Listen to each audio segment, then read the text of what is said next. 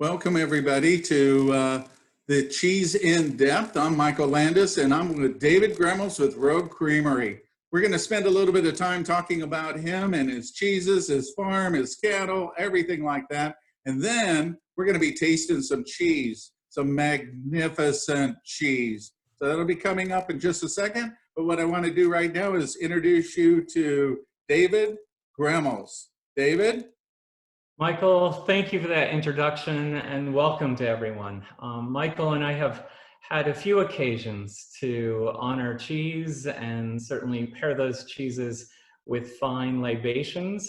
And so it's just great to be reunited here virtually and to share this experience with so many cheese lovers from around the United States and the world. So welcome everyone.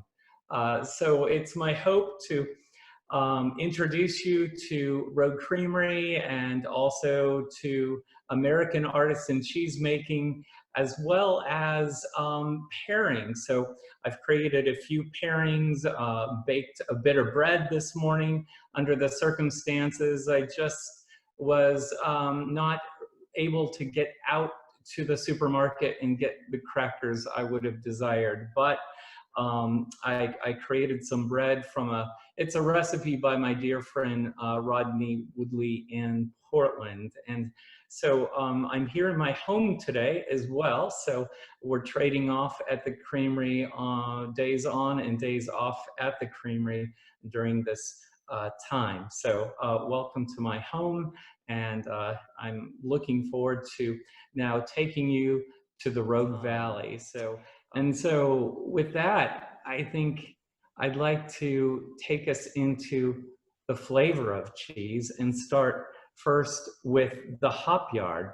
And for those who've received the cheese flight, you'll have 4 cheeses. You'll have our Hopyard, you'll have our mystery beer cheddar, as well as our Crater Lake Blue and our Smokey Blue.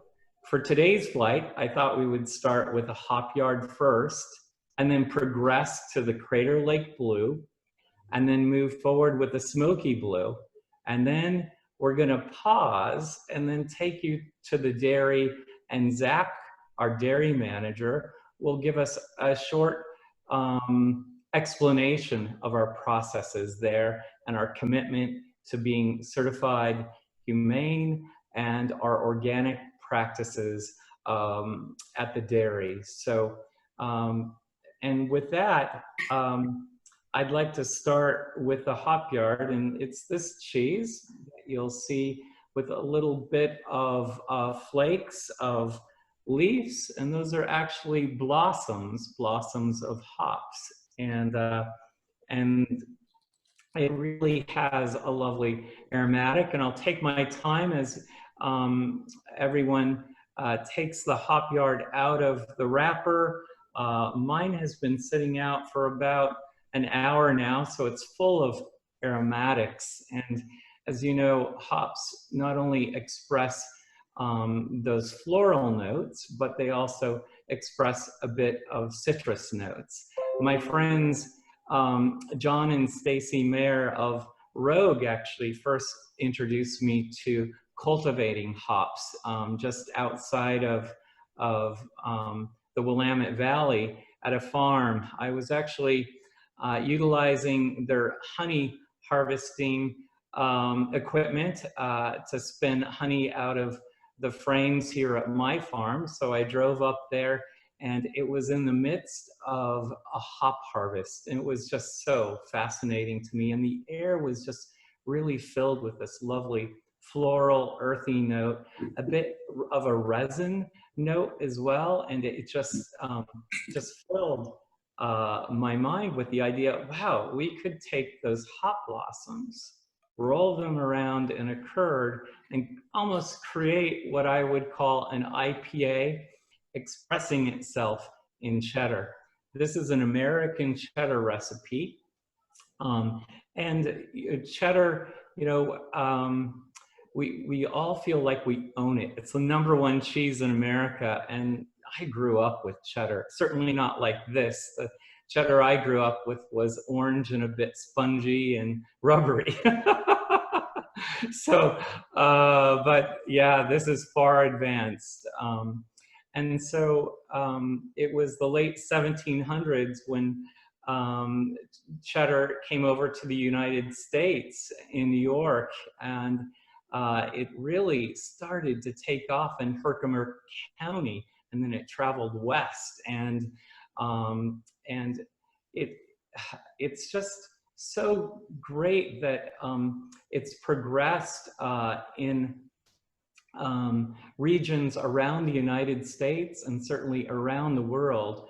And in the Northwest, it's very expressive of a Northwest flavor. That sweetness comes through, that bit of briny, and of course, this is flavored with the hops. So let's give it a taste. And Michael, I know you have some lovely pairings there.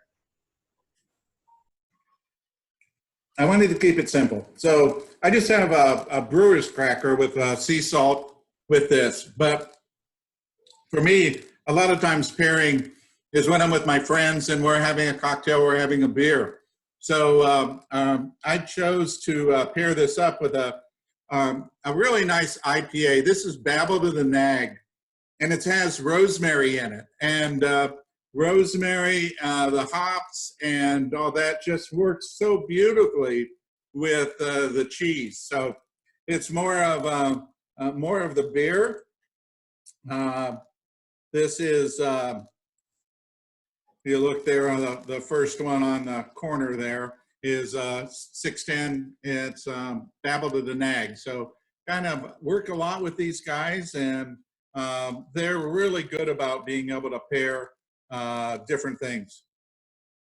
Well, Michael, you're a bit ahead of us in schedule here out west. So I chose a coffee. I chose a single varietal Nicaraguan bean that was roasted locally by Griffin Creek.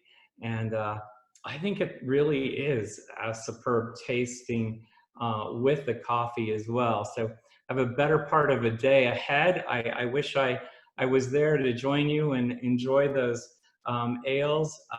However, I would pair it with this Nicaraguan single varietal bean, and certainly Griffin Creek Roasters is a stone's throw from me. Just a little bit about the cheddar too. It is hand milled, hand cheddared.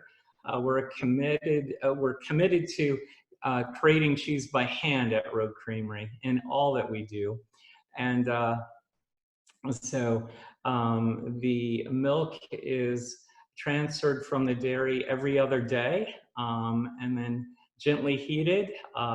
And this is a pasteurized, non-homogenized, hand-milled, as I shared, cheddar. So we dip the curd after the cheddaring process.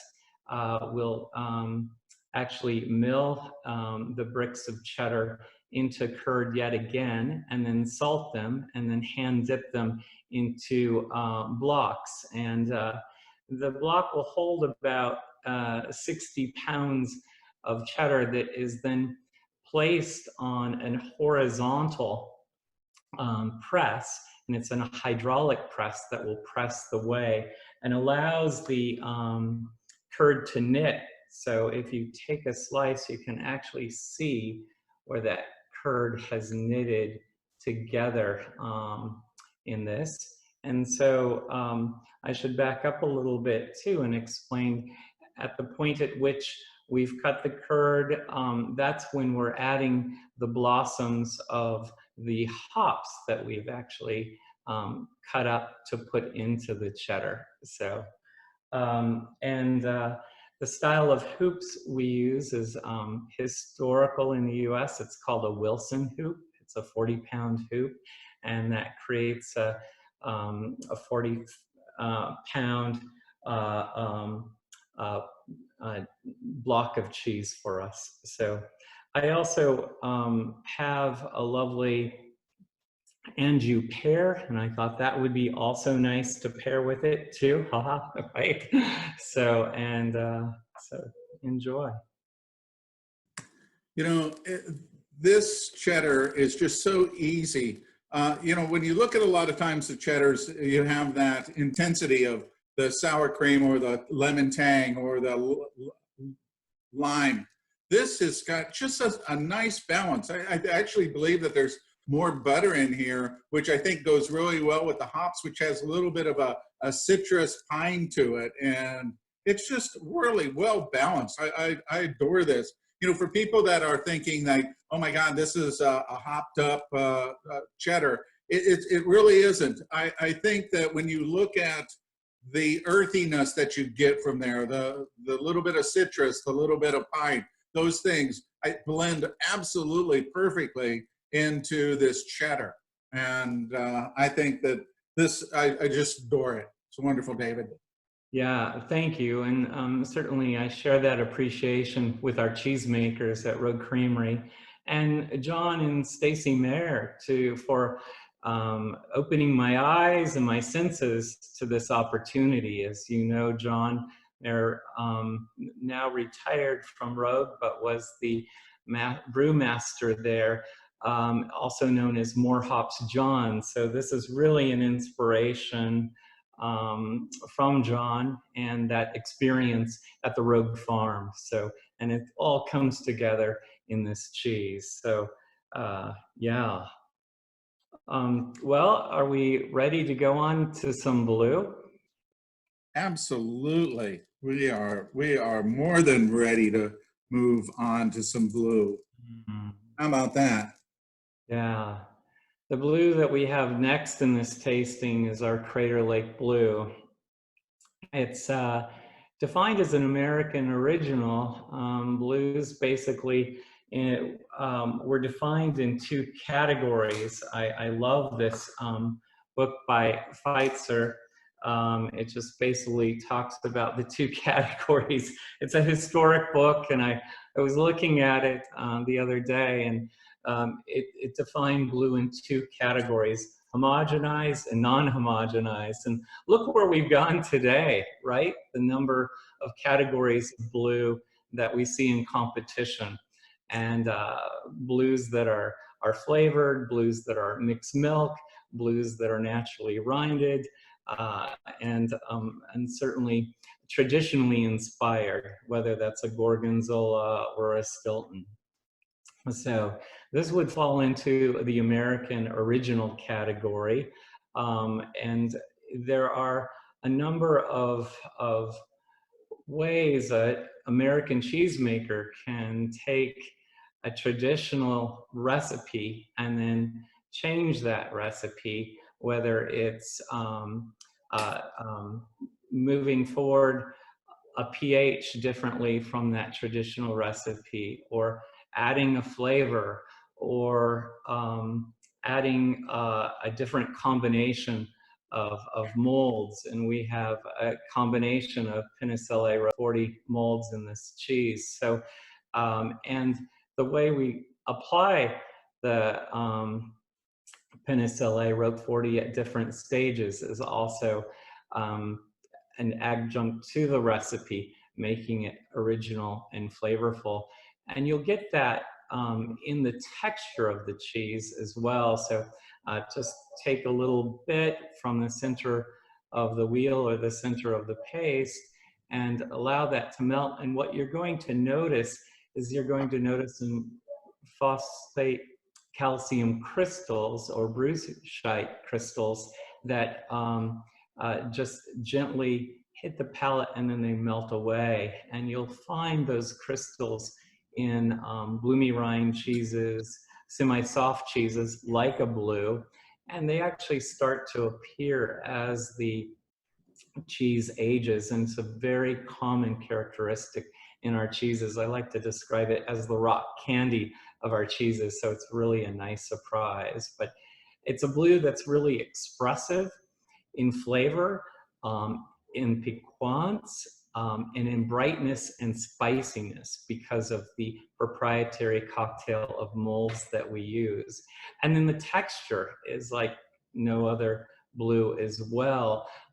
It's very distinctive with that creamy butteriness, and then layered with those bruchite crystals, and then it just dissolves magnificently on the palate. So enjoy.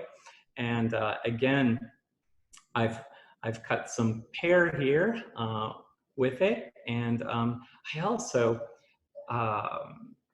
went to Lilybell and picked up a bit of chocolate, and I thought that would be an amazing addition to that. It's a single varietal bean to bar chocolate. It's 70% Colombian, and I thought this would be pretty amazing with this cheese. So, cheers. It's so creamy. It's melt in your mouth. I did a little story for the beginning of the American Cheese Month, which we're in right now, and we talked about the three blues. Your blue being the best blue in the world, and going through there. And a lot of times you get people that say, "Well, I'm not a big fan of blue. I tried it and I didn't like it. It was too strong." And I always like to say that it's like going into the produce department and picking up a vegetable, taking a bite, and say, I don't like any vegetables because they're too strong or they're too whatever. So we have that uniqueness with the differences that you have from each of the different styles.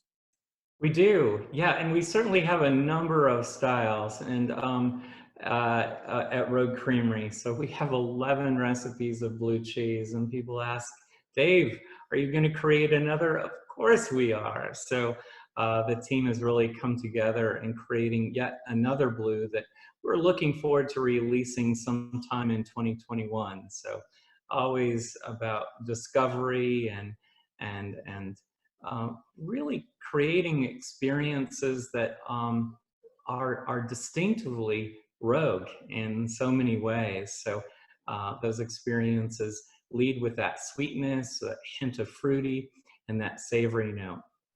And so with that, I just wanted to briefly introduce you to Zach Rose, our dairy manager.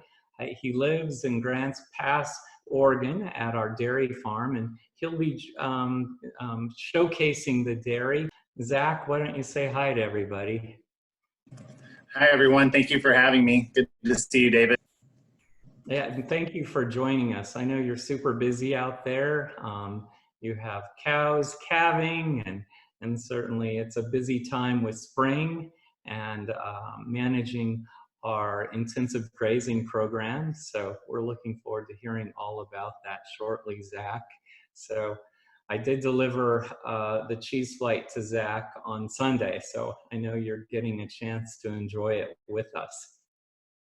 When I tasted this before we started here a couple days ago, you sent me all the samples and I went through there. The first thing I thought about was the Booze Time cherries. And I think you might remember that you and I had these before from Taste Love Up. those cherries. These are the most amazing cherries in the world. Decadent between the cherries and the creaminess of the cheese. This is like the most decadent pairing that I've ever had. I love it. I love it. That's outstanding. I'm looking at you with a bit of envy. So I didn't have those Booze Time cherries in my pantry. So and for those of you who have joined us, please look in the fridge, see if you have a pear, an apple, see if you might have some grapes, some chocolate in your pantry, and just start experimenting with flavors. That's all we're doing here. It's great fun, and Michael and I have a great reputation for doing just that. And so look at that. That's amazing. So, you can add some fruit in there. Like I said, I'm a real big fan of the Booze Time cherries, crackers. Also, Effie's nut cakes would go really well because you want Oh, so you can get those would something go, sweet yeah. and that added flavor to there. And then, you know, for a beverage choice, I got to ask a lot. I did a lot of referrals about, you know, what it is that you can pair with this. So I'm using the 610 Porter, which, you know, adds some real rich maltiness to it. But you can also pair this up with this Cabernet. It is a reserve. It's wonderful. Very similar to the Syrah that you and I, David, had that one time in Fort Lauderdale. So Right. it's got a That lot was of fruit a forward. memorable dinner. Yeah, that was the most memorable dinner. And so I'm pairing it with a kombucha. So it's a berry kombucha.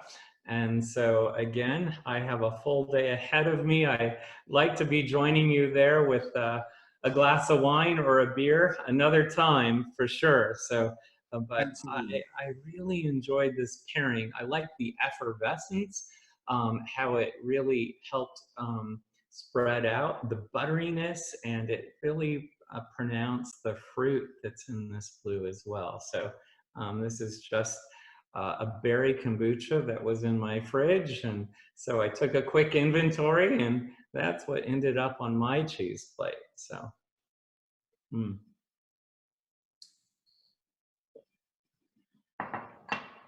Those bruchite crystals are so pronounced. I love that. And with the berry kombucha, it just ends on more of a savory note that rogue cheeses are known for. This cheese actually has a bit of age underneath it too. So we're at about 8 months in this cheese, and so it's really more pronounced than that spiciness and that fruit forward flavor. It's just really a delicious cheese, an American original. I think to cut that sharpness that the cheese delivers, I would also add some honey to that. And I had some honeycomb here. And so this honeycomb is from Chico Honey. And it's actually, they harvested it out in Montana, but I think this would be just superb. And I'm going to reach for this bread. I baked a bit of bread, not my best, but I think with the weather here, it just didn't give the rise I had hoped, but it's still super, super delicious. So, and a little bit of honeycomb as well. And again, just using the ingredients from my pantry to bring this all together for our tasting today. So feel free to pause, check out your refrigerator or your pantry, and bring something to join us in this experience. Zach, if you want, you can close out your screen there if you want to kind of hang out by just hitting the start video section on the bottom left-hand corner. I really like that with the honey. And again, with a bit of envy, I enjoy the honeys in Florida too. So I imagine you have some good honey on your table there, Michael. As a matter of fact, I have the Savannah bee honey that I use for it. Savannah bee honey is 80% pollen count, so it's got a lot more. This is actually honey for cheese, so it's kind of cool to be able to have something like that. And so it is my go-to for basically any blue. But for for yours, it just adds this. It's just like sweet cream and honey, you know, that adds to the flavor characteristic. So it's pretty special. Yeah, and I know the honeys there also are very floral, so that would just add another dimension to this experience that would be really enjoyable. So I also pulled together some roasted hazelnuts. I didn't roast these. These are Zella nuts. They're available at the Road Creamery Cheese Shop in Central Point. But what I did do is of course, Michael knows me, I dusted the nuts with some Blue Heaven, the dehydrated blue powder, just to bring them up to another level. So again, adding to your cheese plate. And my cheese plate's pretty simple here. I'll just give you a quick view. Lift my computer. You can see, let's see, I think you can see I have the cheddars in front with the blue and some Marcona almonds, as well as the hazelnuts. So, and the pear, as well as a loaf of bread on the side there. So just a real simple plate of cheese to enjoy. And I think that's something that I really like to stage the cheese first and foremost. I'm a cheesemaker. If I were a wine or beer maker, I'd like to stage that beer or wine first and foremost. But all of these ingredients, all of these sides really go well with the cheese. And I woke up this morning and I thought about the cheese plate and just sketched it quickly, and voila. It always helps me to draw it out before I assemble it. So as you can see, it's very simple. And Michael, I'm really impressed with your cheese plate there. So, and thank you for sharing. The fun thing is, I did exactly what you did. I grabbed stuff out of my refrigerator. I had some Volpe, some prosciutto that goes really well with that. I had some fresh fruit that I brought in. I always have some crackers hanging around somewhere. So I just piled all this stuff up here. I kind of just built it through. So they don't have to be complicated. You don't have to go out and spend $1 million on building a cheese board. You can just go out and find stuff that you normally eat. I pair all these things up. I have some fresh fruit in the morning, so this works out really well, doing a cheese board. Because this blue is just so creamy and so milky that, it just goes really, really well. While you were talking, I was literally dipping the fruit into the cheese because it's so creamy, and literally making a little prosciutto sandwich, stuffed prosciutto, as a matter of fact. Take a little piece of prosciutto, stuff it with a little piece of cheese because it's so creamy. It's so easy. That's wonderful. Well, you could take that another step, right? And stuff olives for later this evening. That would be amazing. And one of my favorites is to wrap prosciutto around figs and stuff the figs with a Crater Lake Blue and then put those on the grill. Oh, another just decadent, quick and easy appetizer to create. So, well, let's move on to the Smoky Blue. It's truly one of my favorites. And it's a blue that I created in 2004. It served a purpose. There wasn't a smoked blue out there. And it was a chef who actually asked me to create it. And Michael's heard this story a few times, but I failed miserably many times at creating it because I was smoking it over local and regional woods and just didn't quite get the flavor profile I wanted until the chef of a restaurant that was in Central Point called Rostell's came to me and delivered a bag of hazelnut shells. So we now smoke this blue over a bed of hazelnut shells, and there are no allergens connected to that because it is smoke and it is the shell. So, but what you do get is just the sweet, lovely bacon note.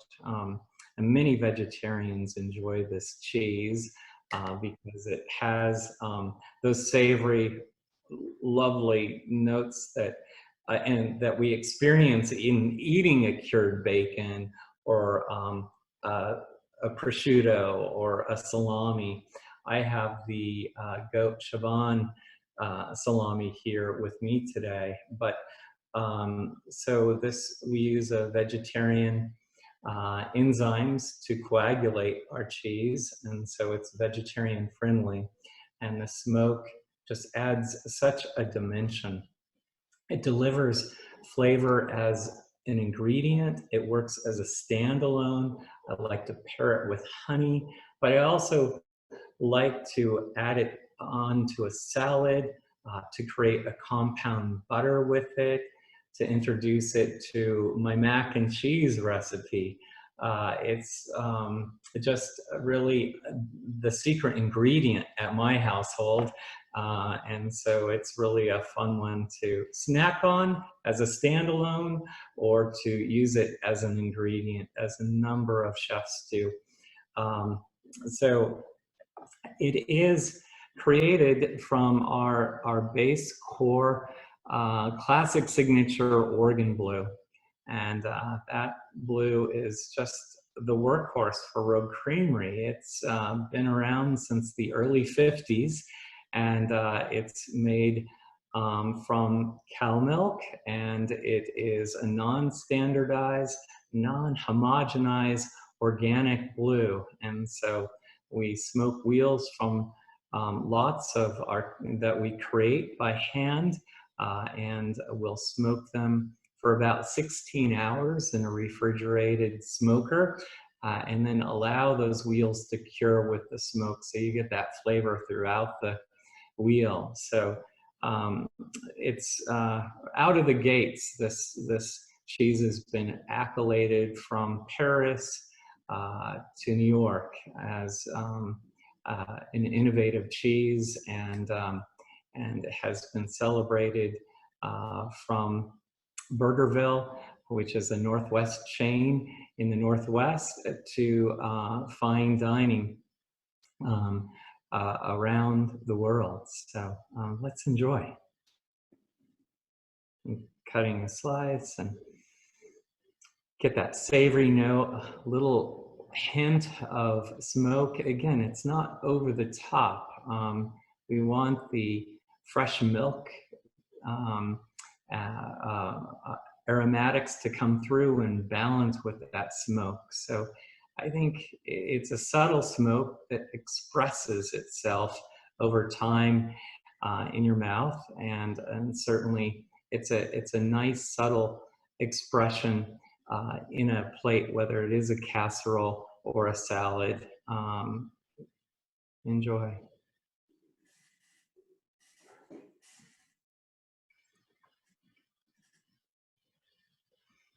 Boy, I really get the sweetness in this lot, don't you? Yeah. And it just really has an elongated smokiness to it as well. I think it would be just brilliant with some honey, or just maybe simply on a cracker, or in this case, some bread. So, and then I think I am going to pair this with some coffee, and I'm also going to try it with some Republic of Tea matcha that I just brewed as well. So, but I think that I'm going to try the coffee first. My favorite mug, they're available at roguecreamery.com.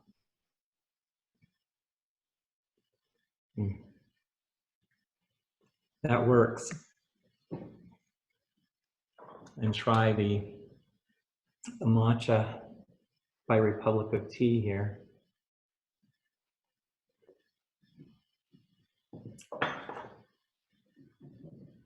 That also works. It has a bit of a honey note to it. So yeah. Michael, I can only imagine what you have in front of you to pair with this. The creaminess is, again, you know, amazing, because when you think about when you're smoking this, that there'd be a possibility of drying it out, or being so overpowering in the flavor characteristic, that this has got such a subtle flavor to it. That, you know, when I was thinking about pairing it, obviously fruit and charcuterie does really well. Honey does really well. But when I was trying to think about what I would actually drink with this, I really didn't want to lose the flavor characteristic. So I chose a lager, just Mm. something really simple, uncomplicated, nothing really big. I'm using the tent lager, and it's just a nice, simple, cleansing the palate. So every time that I take a sip, it cleans the palate, and I start over. I get a fresh blue cheese flavor. So it's really just spectacular. Excellent. Yeah, and you know, I hearken back to the early days when I created this, and my go-to pairing was always the chocolate stout or the imperial chocolate stout, and it still is today by Rogue. And so there's a number of chocolate stouts out there by brewers, but I really would recommend that you seek a chocolate stout out and pair this with a chocolate stout. And again, smoke counters spice, right? So you can also pair it with a spiced beer or a spiced tea, a spiced herbal tea. It really is lovely with peppers and so roasted peppers on the grill. It's just one of those really versatile cheeses on a cheese plate, pairing with beer and wine. I like to do Vintner's blends with it, and then really more sweeter Riesling style wines as well, and dessert, American dessert wines are just really complement to this. And then also I think like the Marcona almonds would be just a brilliant pairing with that too. Absolutely. So, When you talked about stouts, I was in Alaska working for a distributor, and Rogue was one of our primary beers. And this was back in the late 90s.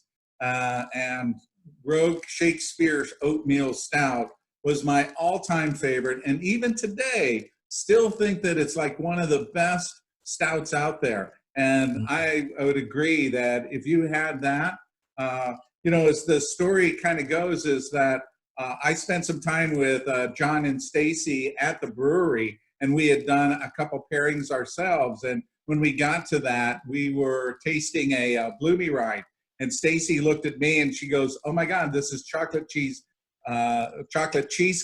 And the stout just brings out so rich flavors and buttery flavors out of the cheese that even with this, you get a kind of like a smoky flavor, which the Alaskan did a smoked porter. So you kind of get a little bit of a hybrid with the porters and with the stouts, which is absolutely fabulous. yeah, yeah, no, I'm right there with you. And so the next cheese is a beer cheddar. The beer cheddar is the Mischievous black lager, and so well named, might I add. So I was just so excited that this Mischievous cheddar block showed up in our cooler. We just discovered it and thought, well, this will be the finale. And a great story too, because Michael worked with the brewmaster of Mischievous black lager to create the lager for this cheddar. And the story goes back actually to early 2000 when John Meyer and Jack Joyce, one of the founders of Rogue, and I were creatively discussing an idea of creating a beer cheddar, and a simple beer cheddar that really reflected the flavor of the milk, of the cheese, as well as the beer. And so we created the chocolate stout cheddar in early 2000, about 2003. And so, and simply after cutting the curd and adding the salt and then digging the trench and allowing the whey to weigh off of the salted curd, that's when we add the beer to the curds and allow it to meld and get absorbed into that curd. And then we're hand dipping the curd into the block and press it. So you get an ever so light marbling in this, but you can smell it and just get a real malty grain note. And it's just so sweet as well. You get the sweetness coming through on the cheese. And that's, again, a reflection of the pastures that our cows are grazing on, and that sweet note of grass and that lovely balance of cream. This has some good age underneath it too. So Michael, we created this about, if I can guess, about 10, maybe 12 months, so nearly a year now. So with some good age, I think it reflects not only the personality of a aged American cheddar, but also the personality of the ale or the lager is expressed in this. Yeah, I was, when we were originally talking about being able to do this, you asked me, is like, what do you have that you've worked with? And there's been a lot of different types of beer used, and you have the hops, so you have stouts and all of that. But this black lager is unique in many ways. That when you take a lager that's very, very light and add a little bit of dark malt to it, give it a little bit more richness to it, it really takes on its own life about being able to pair. It's almost universally being able to pair, and I think that's the advantage that as a brewer and also somebody in the cheese, that I can kind of help out a little bit of understanding about why they would work together. So a black lager is very general and works almost across the board with cheeses. But you can always find a cheese that it's not going to work perfectly with. But when we created this, and Mischievous has been my brand. I got a Mischievous Black, Mischievous Solstice, Mischievous Red. So there's all these things because that's kind of like my opportunity to be able to work with people. And Chris Johnson with 610 Brewing. Not only being a friend, but an ability to be able to sit down and collaborate and brew some things. And he's very, very open to being able to do different things. And when you said, let's do something, the first thing I thought about was our black lager. That's perfect. It really is beautiful. Just well balanced with the cheese. And it has a lovely finish too. You just get a bit of maltiness at the finish and a little hint of, I would say, milk chocolate. Is everyone picking that up? And it just elongates the whole experience of this cheese. And again, this is a sharp cheddar, but isn't it sweet? It just so contradicts what we know as a 1 year aged cheddar. It just has such a lovely sweetness to it. And I would say this black lager adds greatly to that experience and that sweetness. And that, even though that this has over a year of aging, this is still a really creamy, an amazing cheddar. It's not it's not hard. It's not intense in its flavor. It really has a nice balance out. And you think about adding a beer to it, like at the Hopyard, you really kind of pick up that hoppiness. So here, you pick up a little bit of sweetness in this, and like you said, this is really a well-balanced beer and cheese. absolutely. Yeah, I know. This is really a delicious go-to cheddar. And I think it would be a crowd pleaser for any cheese plate and any gathering. It would probably be that first cheese that would be consumed on a cheese plate at any gathering. So I'm curious, what are you pairing? Now, you notice I took a drink of coffee, and it was really lovely with this cheddar, but I can only imagine what you have in your hand there, Michael.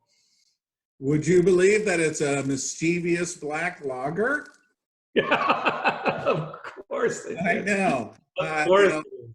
Yesterday, I got with Chris, and he was kind enough to, provide me with some extra beers. And you can see that this is a partial selection of what he sent me that they had available. And I very fortunate to have him as a friend, and also to be able to collaborate and to be able to do more fun things with. But the black lager obviously does really well with the cheddars. It does really well with the blues. It does really well across the board. But, obviously there isn't, to me, a better pairing than having these two together, and your lovely cheese and this lovely beer. Yeah, brilliant, brilliant. Well, good on you. I will be joining you one day soon. So, well, this has just been a blast. I've really enjoyed this whole afternoon focused on cheese, and it's a great way to celebrate American Cheese Month with all of you. And certainly, it's a way to express how many varieties of cheese are there, and so many made by great American cheesemakers, and so many stories behind each cheesemaker. So if you can take a look at Rogue Creamery's Instagram story, and you will hear the stories behind the makers at Rogue Creamery and throughout the Rogue Creamery team. Again, happy American Cheese Month, and thank you for supporting an American artisan creamery that is a B Corp using cheese as a force of good. David, I love you, man, and I miss you. And I want to thank you so much for being able to come on. Your presentation, having Zach come in, all of that was exceptional. Your cheeses, there's a reason why you have the best cheese in the world, is because you literally have the best cheese in the world. So it's a pleasure. And, I can't wait till we get together again sometime really soon and be able to enjoy this together, have a few frosty beverages like we did in San Francisco, and, another time soon. We will all be together one day soon. And so we're going to conclude this presentation with a slideshow, and it is a teaser of Rogue River Blue, the cheese that really put the world on its rind in a moment in time. So the Rogue River Blue is made seasonally, and it is available around the autumnal equinox each year, celebrating the year anniversary on which we start making it. And so this slide presentation is just about Rogue River Blue, and our hope that you'll put a circle on your calendar for September 22nd and support your local cheese shop in purchasing a wedge of Rogue River Blue, or visit us at roguecreamery.com. Stay well, everyone.